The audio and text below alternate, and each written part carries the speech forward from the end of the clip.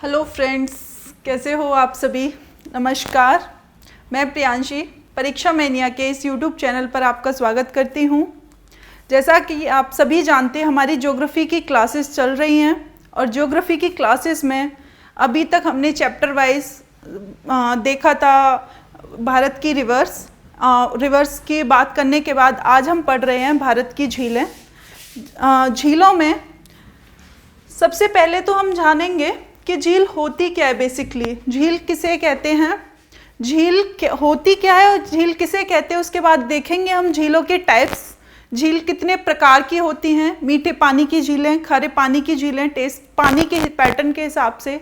उसके बाद हम देखेंगे ज्वालामुखी झीलें हैं, टेक्टोनिक झीलें हैं जिनको हिंदी में विवर्तनिक लेक बोलते हैं।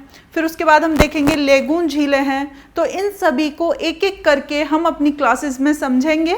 फिर उसके बाद हम इस पे चर्चा करेंगे कि कौन सी झील किस राज्य में स्थित है, उसकी क्या क्या विशेषताएं हैं, भारत की सबसे बड़ी मीठे पानी की झील कौन सी है, भारत की सबसे बड़ी खारी पानी की झील कौन सी है।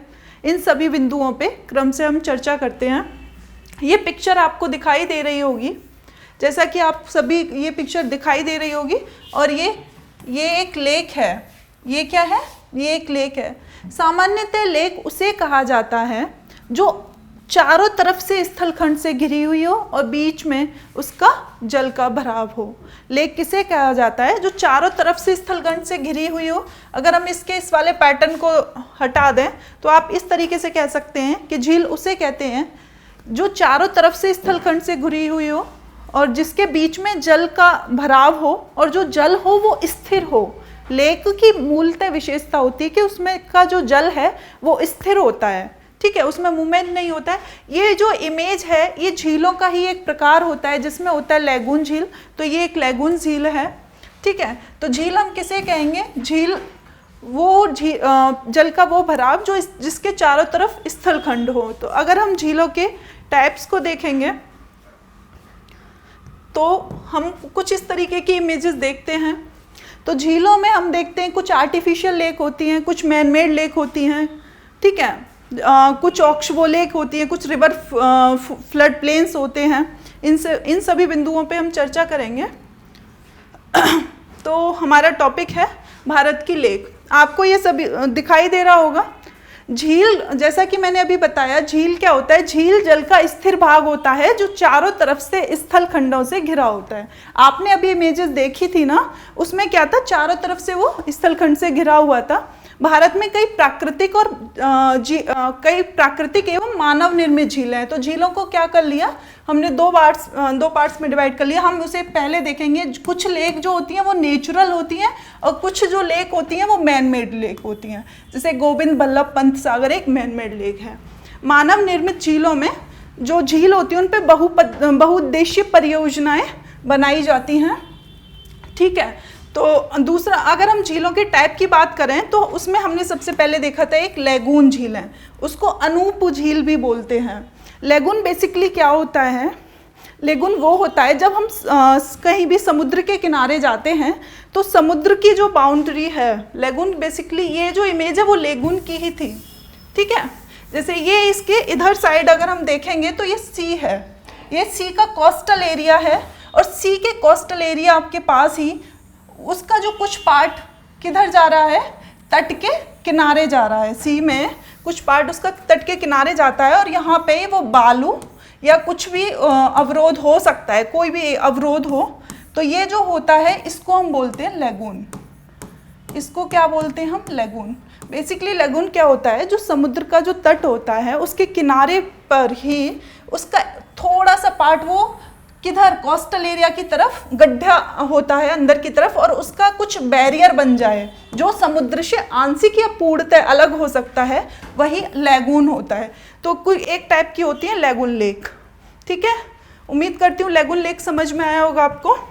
लैगून लेक का निर्माण तब होता है जब समुद्र जल का कुछ भाग बालू, चट्टान या कोरल रीफ के द्वारा मुख्य जल से अलग हो जाता है। जैसा कि अभी बताया गया था, इसमें कुछ झीलें सक्रिय होती हैं और जैसे अगर लैगून लेक की बात करेगी तो उसमें आता है चिल्का लेक एक लैगून है, पुलिकट है, बेम्मा नद है, अष्टमुदी है। इसके एग्जाम्पल हैं। तो अक्सर परीक्षाओं में प्रश्न पूछा जाता है कि इनमें से कौन सी लेक लगून है या फिर इनमें से कौन सी लेक लगून नहीं है, वो 4 ऑप्शन दे देता है। तो आप ये तो याद करेंगे ही कि कौन सी जो लेक किस राज्य में है। इसके साथ साथ आपको माइंड में ये भी रखना है जो पर्टिकुलर लेक है वो लगून है या उसका टाइप क्या है। तो लगून में हमने देखा चिल्का, पुलिकट, बेम्बानद, अष्टमुदी, ये लगून लेक हैं। डन, इसको नोट डाउन करते जाएंगे।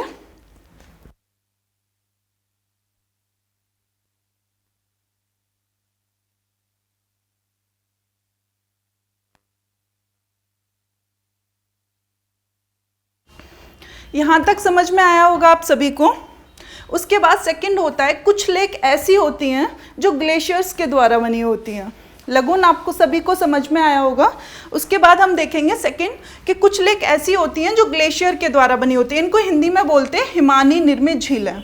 क्या बोलते हैं? हिमानी निर्मित झीलें। हिमनद यानी कि ग्लेशियर्स के अपरदन से निर्मित होती हैं।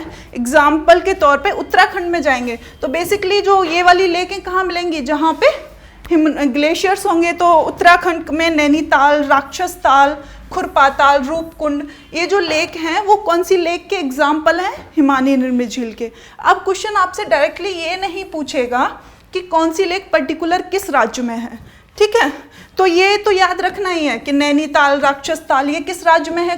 उत्तराखंड में। डन। लेकिन इसके साथ साथ ये रखना है कि कौन सा पैटर्न है लेक में, कौन सी टाइप की लेक है। ओके, यहाँ तक हो गया। उसके बाद राजस्थान की कुछ लेक भी हैं, जैसे सामर, डीडवाना, पंचभद्रा, लुणकसार, ये दूसरा टाइप का है। ये इसमें मिस्टेक हो गई है टेक्निकल, तो इसको आप इसमें ऐड मत करना। हमने अभी तक किस टाइप की लेक की बात की थी? हमने सबसे पहले देखा था कौन सी लेक? Lagoon lake. उसके बाद हमने देखा हिमनद लेक। थर्ड है डेल्टाई झीलें। डेल्टाई झीलें डेल्टाई प्रदेशों में नदी की जो डिस्ट्रीब्यूटरी होती हैं उसके द्वारा निर्मित होती हैं, जैसे कोलेरू लेक। डन। एक प्रश्न ये भी पूछा जाता है कि कोलेरू जो झील है वो किस नदी के डेल्टा पे स्थित है, ठीक है। अक्सर परीक्षाओं में प्रश्न पूछा जाता है कि कोलेरू जो लेक है वो किस नदी के तट पे स्थित है, तो आप बताएंगे वो कृष्णा और गोदावरी नदी के तट पर स्थित है। डन। फिर नेक्स्ट है ज्वालामुखी। ज्वालामुखी जो लेक होती हैं, ज्वालामुखी से जो निर्मित लेक होती है उनको क्रेटर भी बोलते हैं। इसमें क्या होता है, हम जब वॉल्केनो वाले चैप्टर में पढ़ेंगे, वॉल्केनो टॉपिक पढ़ेंगे, तो हम देखते हैं वॉल्केनो इरप्शन होता है और वॉल्केनो इरप्शन के ही प्रोसेस में क्या होता है, जैसे लाइक ये हमारी कोई प्लेट है अर्थ की और यहाँ से वॉल्केनो इरप्शन होता है। तो जब वॉल्केनो का इरप्शन होता है तो वो कैसी शेप ले लेता है, वो ना एक माउंटेन वाली शेप ले लेता है। देन वॉल्केनो के टाइप्स होते हैं और यहाँ पे क्या बनता है, जब इसमें से वो लावाज वगैरह निकलता है तो यहाँ पे कुछ इस तरीके की लेक जैसी आकृति बनती है। इसको बोलते हैं क्रेटर लेक या फिर वॉल्केनो लेक। डन। जैसे महाराष्ट्र की बुलढाना लेक, वो इसी लोनार लेक, सॉरी, महाराष्ट्र की जो लोनार लेक है वो क्रेटर लेक का ही एग्जाम्पल है। महाराष्ट्र की जो लोनार लेक, लोनार झील, वो कौन सी झील का उदाहरण है? वो क्रेटर झील का ही उदाहरण है। अब हम बात करते, वेरी वेरी मोस्ट इम्पॉर्टेंट है ये लोकटक लेक। सबसे पहले अक्सर परीक्षाओं में प्रश्न पूछा जाता है कि लोकटक लेक किस राज्य में स्थित है। डन। तो लोकटक लेक किस राज्य में है? मणिपुर में है। यहाँ से क्वेश्चन बहुत ज़्यादा पूछा जाता है, अक्सर परीक्षा में पूछा जाता है। अगर मैं कहूँ कि ये 5 स्टार का क्वेश्चन है तो वो कहना भी गलत नहीं होगा। लोकटक लेक कहाँ स्थित है? मणिपुर। और एक प्रश्न ऐसे आता है कि नॉर्थ ईस्ट इंडिया, हम कौन सी की इंडिया की बात करें, नॉर्थ ईस्ट जो स्टेट्स हैं उसमें ये सबसे बड़ी मीठे पानी की झील है। तो प्रश्न इस तरीके से पूछ लेता है कि उत्तर पूर्वी भारत की सबसे बड़ी मीठे पानी की झील कौन सी है, तो वो लोकटक लेक है। और इसकी जो खास विशेषता है लोकटक लेक की वो ये है कि जो लोकटक लेक होती है इसमें बीच में स्वैम्पी एरिया होता है, जैसे हम दलदल बोलते हैं, उसको वहाँ की लोकल लैंग्वेज में फुमदीज बोला जाता है। देन तो उसको क्या बोला जाता है, मतलब लेक बहुत बड़ी होती है। लेक का मतलब ये नहीं कि कोई पर्टिकुलर एरिया में बहुत बड़ी होती है, बीच में उसके जो वेटलैंड होता है वो दलदल होता है, तो उसको हम बोलते हैं फुमदीज। उसको क्या बोलते हैं वहाँ की लोकल लैंग्वेज में? फुमदीज। और यहाँ की एक और विशेषता है कि इस फुमदी पे जो हिरन डांस करता है उसका नाम है संगाई। ये पूछा जाता है और इसको हम डांसिंग डियर भी बोलते हैं, ठीक है, डांसिंग डियर। तो ये लोकटक लेक की विशेषता हमने क्या क्या देखा, ये कौन से राज्य में स्थित है, अक्सर प्रश्न पूछा जाता है परीक्षाओं में, तो ये मणिपुर राज्य में स्थित है। दूसरा क्वेश्चन बनता है कि उत्तर पूर्वी भारत की सबसे बड़ी मीठे पानी की झील कौन सी है, तो वो कौन सी है, लोकटक लेक है। इस पर तैरते हुए द्वीप पाए जाते हैं। द्वीप बेसिकली वही बोल रहा है जो स्वैम्पी मैंने एरिया बताया था। तैरते हुए द्वीप का मतलब है कि उसमें लेक में क्या होता है, दलदल वाला एरिया हो जाता है तो उसको बोलते हैं तैरते हुए द्वीप, जिन्हें स्थानीय भाषा में फुमदीज कहते हैं। विश्व का एकमात्र तैरता हुआ कौन सा national park, Keibul Lamjao national park. Most frequently पूछा जाने वाला क्वेश्चंस कि कैबुल, सबसे ये क्वेश्चन को इस तरीके से भी पूछा जाता है कि कैबुल लामजाओ नेशनल पार्क किस राज्य में स्थित है, मणिपुर में। किस लेक पे स्थित है, तो ये मणिपुर की लोकटक लेक है। ये विश्व का एकमात्र तैरता हुआ है। तैरता हुआ क्यों है, क्योंकि जो फुमदीज की वजह से। क्यों है, ये फुमदीज की वजह से।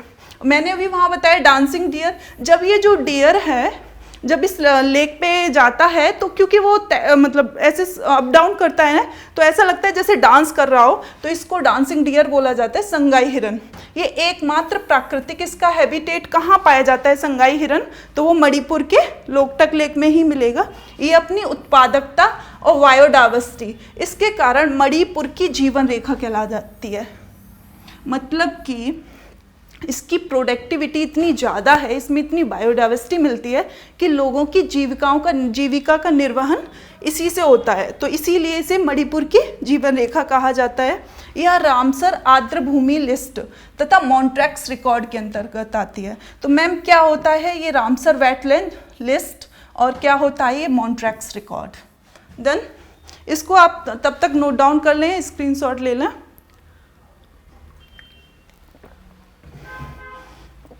तो अब हम देखेंगे रामसर आर्द्र भूमि और मॉन्ट्रैक्स रिकॉर्ड भी, ये क्या होता है। कोई स्लाइड्स खाली ही नहीं है कोई बात नहीं है।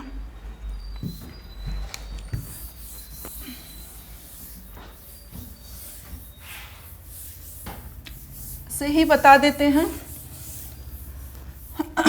जो रामसर आर्द्र भूमि होती है ना, ये क्या होता है, पहले तो रामसर आर्द्र भूमि सूची को समझने के लिए सबसे पहले हम समझेंगे वेटलैंड क्या होती है, आर्द्र भूमि क्या होती है, फिर उसके बाद हम जाएंगे कि ये रामसर क्यों जोड़ा गया है इसके आगे, ठीक है।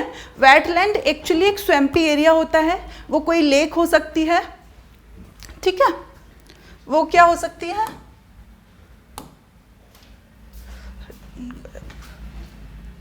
ओके, ठीक है, रामसर आर्द्र भूमि सूची, ठीक है। रामसर आर्द्र भूमि सूची, इसको समझने के लिए हम सबसे पहले जानेंगे इसके शब्दों में आर्द्र भूमि क्या होती है। आर्द्र भूमि एक्चुअली एक, इसको इंग्लिश में बोलते हैं वेटलैंड, वेटलैंड, और इसके नाम में ही है वेट, लैंड का मतलब है, वेट मतलब होता है गीला, वेट मतलब क्या होता है, गीला, ठीक है, और लैंड मतलब जमीन, लैंड मतलब जमीन। तो ऐसी जमीन जो, मैं इस तरीके से बोल सकती हूँ, अगर आप इसे रीजनिंग की लैंग्वेज में समझेंगे तो वेटलैंड का एक्चुअल में सेंस क्या होगा, ये मान लो कोई भी नदी या समुद्र या कोई भी धान का खेत मान लो, इसे सिंपल पानी भरा रहता है ना, ठीक है, और ये हो गया स्थल, ये क्या हो गया लैंड। तो इसके बीच में जो एरिया जो क्या हो, वेट भी हो और सूखा भी हो, तो बेसिकली ये वेटलैंड है, बेसिकली ये वेटलैंड है। अब ये कुछ भी हो सकता है, मैंने धान के खेत का एग्जांपल दिया, वो भी वेटलैंड है, उसमें भी जब पानी भरा होता है तो वो भी तो वेटलैंड हुआ ना, है ना। कोई भी पॉन्ड जो होता है वो वेटलैंड होता है, पॉन्ड का वो वाला एरिया जो लैंड से भी टच है और पॉन्ड से भी टच है, तो वो वेटलैंड हो गया। देन तो होता क्या है, ये जो वेटलैंड होते हैं ना, इनके प्रोटेक्शन के लिए, इनका प्रोटेक्शन के लिए, इनके कंजर्वेशन के लिए एक कन्वेंशन होता है, एक कन्वेंशन हुआ था कि इनका प्रोटेक्शन होना चाहिए। क्यों होना चाहिए, क्योंकि ये वाले एरिया में जो बायोडाइवर्सिटी होती है वो बहुत ज़्यादा होती है। इस वाले एरिया में जो बायोडाइवर्सिटी होती है, अब बायोडाइवर्सिटी बेसिकली अभी बताती हूँ। बायोडाइवर्सिटी बेसिकली जीव जंतु यहाँ पे जो उनको रहने के लिए अनुकूल स्थान मिल जाता है, ठीक है, उनका हैबिटेट होता है, और ऐसे एरिया में बहुत ज़्यादा मात्रा में जीव जंतु पाए जाते हैं। तो ठीक है, ये हो गया। तो वेटलैंड आपको समझ में आ गया। वेटलैंड के कंजर्वेशन के लिए, उनके प्रोटेक्शन के लिए हो क्या रहा है, ये रामसर में, रामसर क्या है, रामसर ईरान का एक शहर है, वहाँ पे क्या हुआ था, वहाँ पे एक कन्वेंशन हुआ था कि ऐसी जो आर्द्र भूमि है उनका संरक्षण होना चाहिए। कब हुआ था, तो 1971 में हुआ था, ठीक है, कब हुआ था, तो 1971 में हुआ था। तो अब हमारे यहाँ की कितनी टोटल लैंड है, रामसर जो लिस्ट है उसमें कितनी टोटल लैंड है, तो हमारे यहाँ की अब तक 22 तक 75 वेटलैंड को रामसर लिस्ट में डाल दिया। अक्सर परीक्षाओं में अभी प्रश्न, ये एक्चुअली करंट का क्वेश्चन है, ये अपडेशन होता रहता है। अब तक अगर मैं बात करूँ, जितना मुझे आइडिया 22 में अभी की, तो 75 वेटलैंड है। देन अक्सर परीक्षा में पूछा जाता है कि रामसर कहाँ पे है, ईरान में। बहुत सारे प्रीवियस क्वेश्चन आप उठाओगे तो मिलेगा आपको, रामसर कहाँ पे, ईरान में। कन्वेंशन कब हुआ था, 71 में। लागू कब से हुआ, फोर्स में कब से, इम्प्लीमेंट कब से हुआ, 1975। इम्प्लीमेंट दोनों में अंतर है, ये कन्वेंशन हुआ था 71 में, लागू हुआ था 75 में। ये क्या होती है वेटलैंड, वो आप समझ गए होंगे। रामसर आर्द्रभूमि सूची, ऐसे ही मॉन्ट्रैक्स रिकॉर्ड है इंटरनेशनली लेवल पे। उसमें क्या होता है, क्लाइमेट चेंज की वजह से जितनी भी वेटलैंड का क्लाइमेट चेंज होने की वजह से उनका जितना ज़्यादा डिस्ट्रॉय हो रहा है, उसको मतलब प्रोटेक्ट करने के लिए हमारे यहाँ की 2 वेटलैंड को उसमें डाला गया है। मॉन्ट्रैक्स रिकॉर्ड में 2 डाला गया है। डन। तो ये होती हैं हमारी रामसर आर्द्रभूमि सूची। तो एक जो रामसर की जो वेटलैंड लिस्ट है उसमें से और कौन सी लेक है, लोकटक लेक है, चिल्का लेक है, एंड 75 लेक है, मैं अभी आपको दिखाऊंगी, ठीक है। तो ये सभी इनको शामिल किया गया है। फिर हम नेक्स्ट आते हैं पुलिकट लेक। पुलिकट लेक, ठीक है। तो पुलिकट लेक भी प्रीवियस ईयर में पूछी गई है।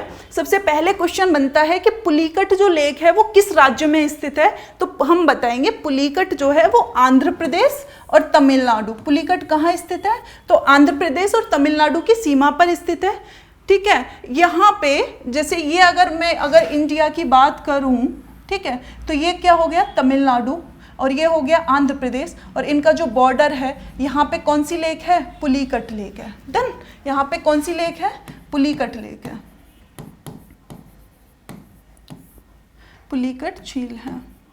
तो अगर प्रश्न पूछा जाता है किस राज्य में स्थित है, तो आप बताएंगे आंध्र प्रदेश और तमिलनाडु के बॉर्डर पे आती है।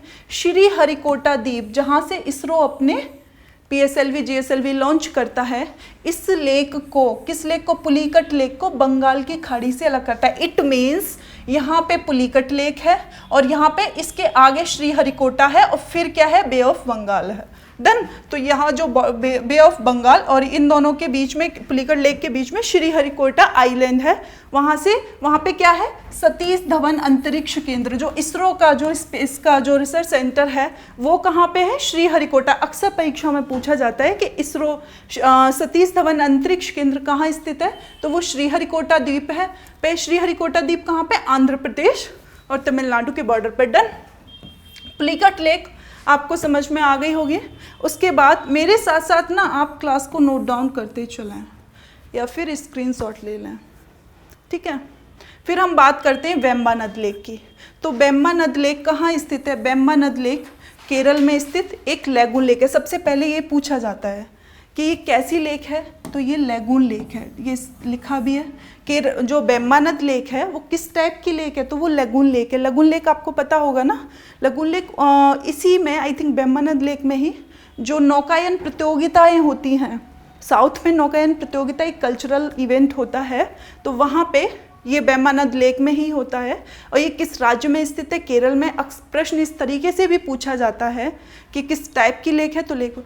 एक प्रश्न जो यहाँ से पूछा जाता है वो ये है कि भारत की सबसे लंबी झील, भारत की, मैंने अभी बताया ना नौकायन प्रतियोगिता होती है, क्योंकि भारत की सबसे लंबी झील कहाँ, कौन सी है, भारत की सबसे लॉन्गेस्ट लेक कौन सी है, वेम्बानद लेक। कौन सी है, वेम्बानद लेक है। इसकी लंबाई लगभग 96 किलोमीटर है।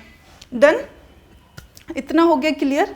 उसके बाद इस लेक को भी रामसर की वेटलैंड लिस्ट में शामिल किया गया है। कौन सी? बेम्मानद, केरल की बेम्मानद लेक को भी रामसर वेटलैंड लिस्ट में शामिल किया गया है। इस लेक में केरल की लगभग 10 नदियां अपना मुहाना बनाती है। सोच रहे हो, इमेजिन कर रहे हो कितनी बड़ी लेक है, कितनी लंबी लेक है कि इसमें नदियां आके अपना मुहाना बना रही हैं। डन, समझ में आ रहा है। इसमें पंबा केरल की रिवर है और पेरियार ये भी केरल की प्रमुख है। तो पंबा और पेरियार, तो अभी क्वेश्चन अगर स्टेटमेंट में और अपर लेवल का बनाना हो तो वो पूछ सकता है पंबा और पेरियार का मुहाना कहाँ पे, वो बोल देगा अरब सागर, बंगाल की खाड़ी, या फिर कौन सी लेक? बेम्मानद लेक। तो ये ध्यान रखना कि इसका जो मुहाना है वो बेम्मानद लेक में, इट मीन्स कि बेम्मानद लेक में ही ये पंबा और पेरियार रिवर गिरती हैं, जाती हैं। बेम्मानद लेक में 2 द्वीप हैं। कौन कौन से 2 द्वीप हैं? वेलिंगटन और वल्लारपदम। कौन कौन से 2 द्वीप हैं? वेलिंगटन और वल्लारपदम। तो ये सबसे पहले कहाँ पे है? वेलिंगटन आइलैंड केरल में, और केरल की कुछ लेक में है, तो ये बेम्मानद लेक के अंदर आइलैंड है। डन। नेहरू ट्रॉफी, जो मैं नौकायन प्रतियोगिता की बात कर रही थी उसका नाम था नेहरू ट्रॉफी। ये जो ट्रॉफी है, जब ये नौकायन प्रतियोगिता में जो कॉम्पिटिटर होते हैं उनमें से जो जीतता है उसको नेहरू ट्रॉफी दिया जाता है। हमारे माननीय प्रधानमंत्री जी के नाम पे ये पड़ा था। नौकायन प्रतियोगिता प्रतिवर्ष ओणम फेस्टिवल के अवसर पर आयोजित किया जाता है। एक प्रश्न अक्सर परीक्षाओं में, वनडे एग्जाम में ये भी पूछा जाता है कि ओणम फेस्टिवल जो होता है पर्व, वो किस राज्य में मनाया जाता है? तो वो केरल में मनाया जाता है। और किस दिन, और ओणम पर्व के ही दिन नेहरू ट्रॉफी या नौकायन प्रतियोगिता आयोजित की जाती है, जिसे स्थानीय भाषा में हम बल्लम कल्ली रेस बोलते हैं, बल्लम कल्ली रेस बोलते हैं। तो ये थी हमारी बेम्मानद लेक, और बेम्मानद लेक से आने वाले इंपॉर्टेंट क्वेश्चंस।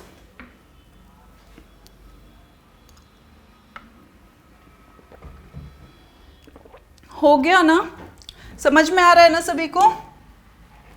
फिर उसके बाद सबसे, अगर मैंने एक तो बताया था आपको, लास्ट लेक थी जो हम लास्ट उसमें सेशन में कर चुके हैं, एक ये है चिल्का लेक। इसको भी अगर मैं बोल दूं तो 5 स्टार से कम नहीं होगी। चिल्का लेक मतलब बहुत प्यारी सी लेक है। ये उत्तरी सरकार तट उड़ीसा में अवस्थित है। ठीक है, तो चिल्का लेक से क्वेश्चन सबसे ज़्यादा पूछा जाता है कि ये किस राज्य में स्थित है, तो ये उड़ीसा में है। भारत की सबसे बड़ी लैगून और खारे पानी की झील। खारे पानी की झील की जब बात होती है ना तो अक्सर हम प्रश्न को गलत कराते हैं। खारे पानी की झील की जब भी बात होती है तो हमारे माइंड में आता है सांभर लेक। सांभर जो राजस्थान की है वो भी तो खारे पानी की झील है। तो इन दोनों में फिर मैम क्या अंतर है? खारे पानी की झील की जब बात होती है तो हम सांभर भी हमारे माइंड में आता है, और चिल्का लेक। हाँ, यहाँ पे क्या लिख रहा है? चिल्का लेक। डियर फ्रेंड्स, जो चिल्का लेक है ना वो कोस्टल लेक है। खारे पानी की सबसे बड़ी कोस्टल लेक है चिल्का लेक। अगर जो सांभर लेक की बात आती है तो वो कैसी लेक है? वो इनलैंड लेक है। खारे पानी की इनलैंड लेक है। ठीक है, चिल्का जो सांभर है वो इनलैंड है और ये कोस्टल है। अंतर समझ में आ रहा है ना? ये सांभर जो है वो इनलैंड है और ये कोस्टल है। तो जब भी प्रश्न पूछा जाएगा सबसे बड़ी lagoon, lagoon it means coastal area है, लगून मीन्स कोस्टल एरिया है। सांभर कैसी है? इनलैंड है। तो अब इन दोनों में प्रश्नों में अगर खारे पानी की झील पूछे और ऑप्शन दोनों हो तो आपके जो ऑप्शन है वो क्लियर होना चाहिए, उसमें कोई भी डाउट नहीं होना चाहिए। तो भारत की सबसे बड़ी लगून एवं खारे पानी की झील चिल्का लेक है। ठीक है, Chilika lake brackish water lake है। ये भी रामसर साइट में शामिल है। ये भी किस में शामिल है? रामसर साइट की जो लिस्ट है उसमें चिल्का लेक आती है। यहाँ पर अनेक द्वीप स्थित है जिनमें नालावन द्वीप, चिल्का लेक में कौन सा द्वीप प्रमुख है? नालावन द्वीप है। यह अपनी बायोडाइवर्सिटी और पारिस्थितिकी दृष्टिकोण से आते हैं। चिल्का लेक ना एक और चीज के लिए बहुत फेमस है। चिल्का लेक पे ना olive ridley turtle mass level पे क्या करते हैं? Olive ridley turtle Chilika lake पे ऑलिव, ये तो हो गया होगा olive ridley turtle mass level पे क्या करते हैं? नेस्टिंग करते हैं। नेस्टिंग को इंग्लिश में ये बोलते हैं प्रजनन। ठीक है, तो अक्सर परीक्षाओं में ये भी प्रश्न पूछा जाता है कि ऑलिव रिडले टर्टल का जो नेस्टिंग साइट है, ऑलिव रिडले टर्टल का जो नेस्टिंग साइट है वो क्या है, वो चिल्का लेक ही है। यहाँ पे मास लेवल पे आते हैं और एक साथ इनका ये नेस्टिंग करते हैं। तो ये चिल्का लेक की खास विशेषता हो गई कि भारत की सबसे बड़ी लेगून और खारे पानी की लेक है, रामसर साइट में शामिल है। ठीक है, तो ये हो गई हमारी चिल्का लेक। आपको नोट डाउन करना है, स्क्रीनशॉट लेना है तो ले सकते हैं। अब हम कुछ इंपॉर्टेंट लेक की बात कर रहे हैं। अब हम स्टेट वाइज कुछ इंपॉर्टेंट लेक की बात कर रहे हैं जो कि एग्जाम के पॉइंट ऑफ व्यू से बहुत इंपॉर्टेंट होने वाली हैं। ठीक है, जो कि एग्जाम के पॉइंट ऑफ व्यू सबसे पहले बात करेंगे हम उत्तराखंड की। तो उत्तराखंड में हमें पता है, उत्तराखंड में हम क्या जानते हैं, उत्तराखंड में क्या है, बहुत सारे ताल हैं। जब भी हम उत्तराखंड घूमने जाएं तो हमें वहाँ पे क्या दिखाई देते हैं, बहुत सारे तालाब, पॉन्ड। उनको हम उत्तराखंड में लैंग्वेज में क्या बोलते हैं, ताल, सरोवर। कौन कौन से ताल हैं, तो आपको ये ट्रिक भी हो गई। हम कुछ इस तरीके से पढ़ेंगे कि हम क्लास के साथ ही लर्न कर लें। तो आपके लिए ये ट्रिक भी हो गई कि जितने भी ताल हैं, खुरपा ताल, नौकुचिया ताल, भीम ताल, नैनी ताल, ये सारे ताल कहाँ पे हैं, उत्तराखंड में। डन, सारे ताल कहाँ पे हैं, उत्तराखंड में। तो आपको याद करने का झंझट भी खत्म कि मैम ऐसे नामों को हम कैसे याद रखें। ठीक है, तो वैसे नैनीताल तो सब जानते हैं, उत्तराखंड घूमने जाते हैं। अब आप ये भी याद कर लो कि जिनके पीछे ताल होगा, ये हमारा न्यूमेरिक्स भी तैयार हो गया कि हमको रटना ना पड़े। तो हमारा खुरपा ताल, नौकुचिया ताल, भीम ताल, नैनीताल, ये सब उत्तराखंड में। अगर हम आते हैं गुजरात, डन, अब हम कहाँ आते हैं, गुजरात। तो गुजरात में कौन कौन से ताल है, नल सरोवर है, ये लेक है। नाल सरोवर कहाँ पे, गुजरात में है, और नारायण सरोवर। तो सरोवर कहाँ हुए, गुजरात में। डन, तो सरोवर कहाँ हुए, गुजरात में। अगर हम हरियाणा की बात करें, अगर हम हरियाणा की बात करें कि इनमें से कौन सी लेक हरियाणा में, या फिर प्रश्न पूछा जाए कि सूरजकुंड जो लेक है वो किस राज्य में स्थित है, तो वो हरियाणा में। तो सूरजकुंड कहाँ पे, हरियाणा में। फिर उसके बाद आता है पंजाब। पंजाब का आपने जब सतलज नदी और व्यास नदी की बात की तो हमने बोला था हरिके बैराज। हमने क्या बात की थी, हरिके बैराज। हरिके बैराज व्यास और सतलज के जो नदियां हैं उन पे ये हरिके बैराज जो प्रोजेक्ट है वो है। तो ये कहाँ पे है, पंजाब में। ठीक है, इसके साथ साथ रोपड़ की भी बात की थी, नाम में कुछ इस तरीके से है, रोपड़, कांजल, है ना। तो आप याद कर लेंगे पंजाब, कांजली और रोपड़, ये कहाँ पे, पंजाब में। डन, फिर उसके बाद हम बात करते हैं राजस्थान। जैसा कि नाम है राजा राजाओं मारवाड़ों, वैसे ही इसके नाम में आपको लेक दिखाई दे जाएंगे। अच्छा, हम राजस्थान जाते हैं तो क्या बोलते हैं, हम उदयपुर जरूर जाएंगे घूमने। जब हम राजस्थान जाते हैं तो बोलते हैं ना उदयपुर जाएंगे, तो इस नाम से आप उदय सागर याद कर लेना। ठीक है, उदय सागर। मैंने बोला राजस्थान मतलब राजाओं का राज्य है, तो इसकी हिस्ट्री कुछ ऐसी रही है इसलिए बोल रही हूँ।